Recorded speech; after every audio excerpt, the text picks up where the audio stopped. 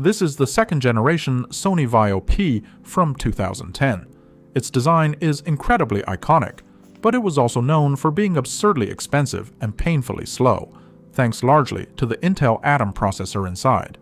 So 16 years later, I'm giving this pocket-sized PC another chance.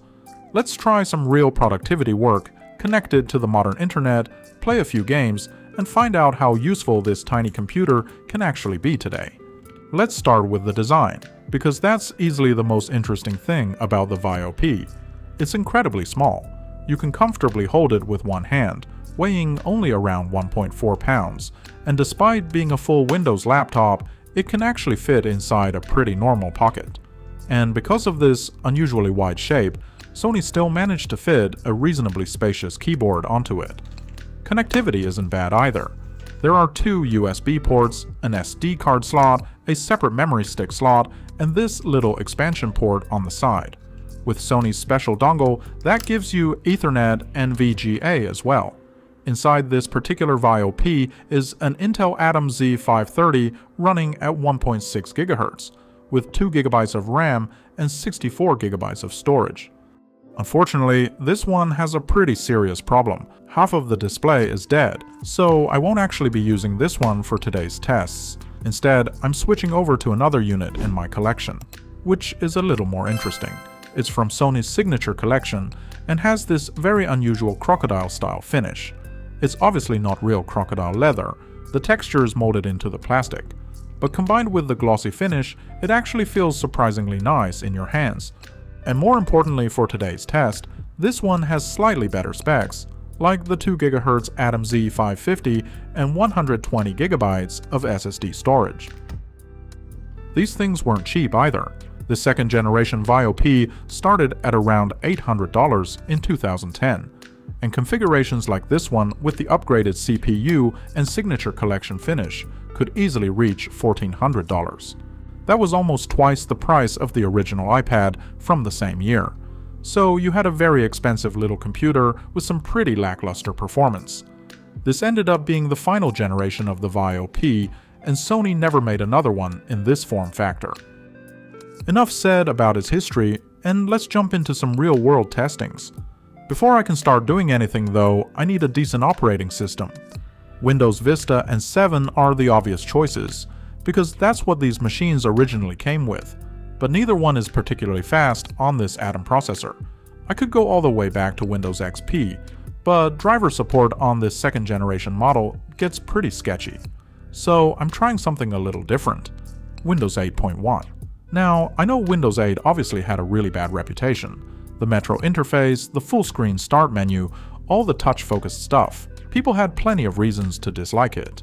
But underneath all of that, Windows 8 was actually quite well optimized, and 8.1 kept a lot of that performance while making the desktop experience a little more sensible. So for a machine this underpowered, I think it's worth trying. I'm not installing the usual stock copy from Microsoft either. I found a lightweight Windows 8.1 Live version that's only around 800 megabytes, which should give this Atom as little unnecessary work as possible. I loaded it onto a USB drive, started the installation, and around 15 minutes later, we're in. A few drivers were missing, but thankfully the Vaio library archive has preserved most of the old Sony drivers, so getting everything working wasn't too difficult. Except, something wasn't right. After the computer had been running for around 15 minutes, the CPU would suddenly start throttling itself. Sometimes it would drop all the way down to around 800 MHz. At first, I thought it was missing chipset driver, so I reinstalled it. No difference. Eventually I found that I could get the CPU back to normal using throttle stop.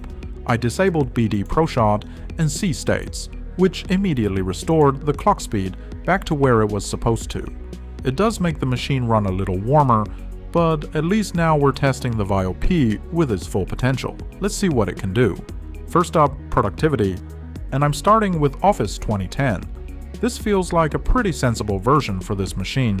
It's from roughly the same era, it has the familiar ribbon interface, and it still gives you most of the Office features people actually use. I honestly expected it to feel sluggish on a single-core Atom with 2 GB of RAM, but it doesn't. Word actually feels surprisingly responsive. There's no noticeable delay while typing. Documents open reasonably quickly, spreadsheets work fine, and even moving around PowerPoint doesn't feel particularly painful. Obviously, I'm not doing anything extremely complicated here, but for normal documents, spreadsheets, and presentations, this is completely usable. So if Office 2010 works this well, what about a newer free alternative? I tried LibreOffice next. The latest version no longer supports Windows 8.1, so I had to go back and find the last compatible release, and I expected this to be pretty lightweight. Instead, the first launch took more than 5 minutes, and even after it finally opened, the whole interface somehow felt heavier than Office 2010. Opening menus has a noticeable delay. Moving around the interface isn't quite as smooth. It works, and feature-wise, it can obviously handle modern documents. But performance-wise, I would actually prefer Office 2010 on this machine. So surprisingly, productivity turns out to be the first real win for the Vaio P. But Office 2010 is still software from roughly the same era as this computer. The internet, though, has become a very different story. The web as we know it has changed quite a bit since 2010. Websites are way more complex and heavier, and now even relatively simple pages can be doing a ridiculous amount of stuff in the background. So let's see how this atom handles it. First, I tried Supermium, and I'm going to start easy. Google works fine, no surprise there. And Wikipedia, also surprisingly usable. The CPU is sitting at basically 100% while I'm browsing, but once the page is loaded, scrolling is reasonably smooth and simple. Text-heavy pages aren't that bad. So maybe we've got a chance here. Let's try something heavier. Here's the Associated Press website. Now we're starting to see the problem. There are more images, more complicated page elements, embedded media, and everything takes considerably longer to load. The page itself eventually appears, but the video content is basically useless. And if that wasn't enough, what about YouTube? Yeah, modern YouTube is pretty much a no-go. Even loading the site is painfully slow, and actual video playback is not something I'd call usable. So maybe Supermium is simply too much for this processor. I also tried Pale Moon, which is supposed to be a lighter browser. But unfortunately, it didn't really save the Vaio P. Loading speeds weren't significantly better, and Pale Moon somehow felt even worse while scrolling, because I wasn't getting the same smooth scrolling behavior I had in Supermium.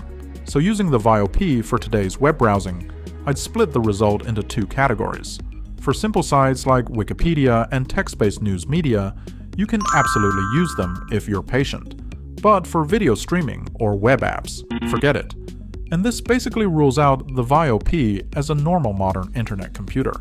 Given how bad this thing handles the internet, it somehow makes me more curious about the final test. Gaming. Modern games are obviously out of the question. This is a single-core Atom, running 32-bit Windows with one of Intel's less impressive integrated graphics. So I'm going back to some classics, and we'll start with something that should be incredibly easy. Chuzzle and Zuma. These are simple 2D games from PopCap. You'd expect both of them to run perfectly, except they don't. I'm getting roughly 20 to 30 FPS with very noticeable stuttering. That's playable, but for games this simple, it's pretty terrible. And then I discovered something weird. I turned off hardware acceleration, and in Zuma the frame rate jumped to a solid 60 frames per second. So apparently in this particular situation, asking the CPU to handle the rendering is actually faster than using the graphics hardware. That's not a great endorsement for the GPU, but at least the games are smooth now. Next, I tried Age of Empires 2, and the first problem isn't even performance, it's this screen.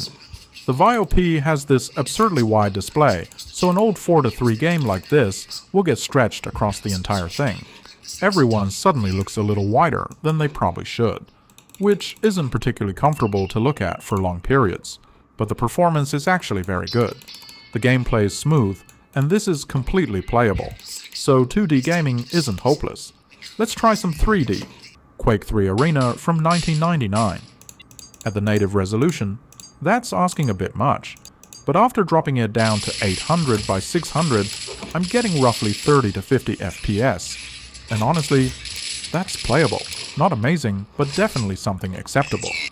which gave me a little bit hope and confidence about this machine. Because if this thing can run Quake III reasonably well, then surely the original Half-Life shouldn't be a problem. Let's take a look. This is the original Sierra release of Half-Life. I loaded up the game, switched it to direct 3D mode, and I'm getting 1 frame per second. No, it's not an occasional dip to 1 FPS, but something worse than a slideshow. Somehow Quake III is playable, while Half-Life turns into a Cascade Resonance, if you know what I mean.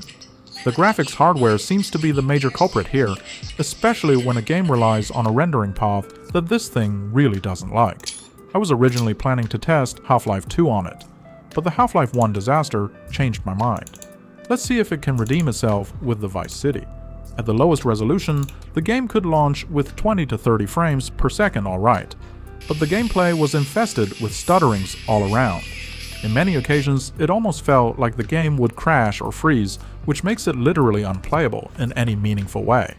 So it looks like, for simple 2D and casual games, the Vaio P can actually be pretty decent, especially once you work around its strange graphics behavior. Older 3D games are much more hit or miss.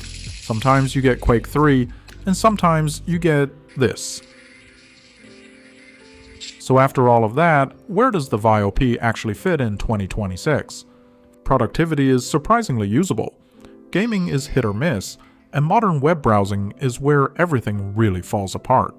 Obviously, I'm also not going to pretend that being terrible at the internet is somehow a feature, but it does leave the Vaio P in a pretty interesting place. Maybe its best use today is as an offline computer.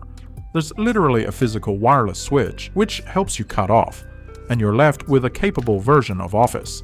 A keyboard that's considerably more practical than a lot of the earlier ultra-portables, such as Sony's own Vaio UX, and its whole footprint is small enough to carry almost anywhere.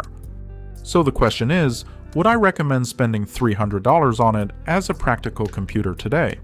Probably not. But if you already have one, could find it cheaply, or simply like strange pieces of computing history, there really isn't much else like it.